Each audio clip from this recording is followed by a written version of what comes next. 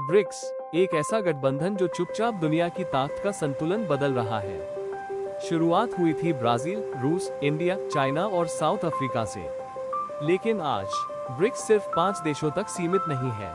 जनवरी 2024 में मिस्र, Ethiopia, Iran और संयुक्त अरब अमीरात इसमें शामिल हुए और जनवरी 2025 में इंडोनेशिया 11वां सदस्य बना। इसके अलावा नाइजीरिया, बेलारूस और कई देश इसमें शामिल होने की तैयारी में हैं। आज ब्रिक्स दुनिया की आधी से ज्यादा आबादी का प्रतिनिधित्व करता है, यानी 4 अरब से भी ज्यादा लोग, और वैश्विक जीडीपी का लगभग 50% हिस्सा।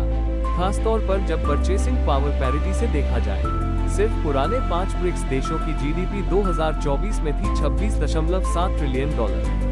सिर्फ ब्राजील का ही ब्रिक्स के भीतर व्यापार $210 अरब का निर्यात और $88 अरब का आयात रहा।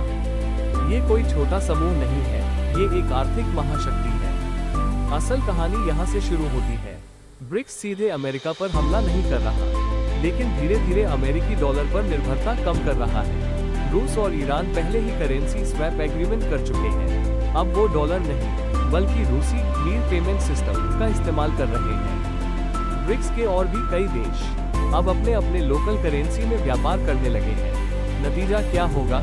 डॉलर का हिस्सा ब्रिक्स व्यापार में घटकर केवल 1/3 तक आ सकता है। तो क्या ब्रिक्स एक नई साझा करेंसी लाने वाला है? अभी नहीं, इसके बजाय ये डिजिटल पेमेंट सिस्टम पर काम कर रहे हैं। ब्रिक्स पे पहले से शुरू हो चुका है और एम-ब्रिज प्रोजेक्ट अलग अलग देशों की डिजिटल करेंसी को जोड़ रहा है, ताकि डॉलर को छुए बिना ही व्यापार हो सके। यानी भविष्य में एक नई करेंसी नहीं, बल्कि करेंसी का एक पूरा नेटवर्क तैयार होगा।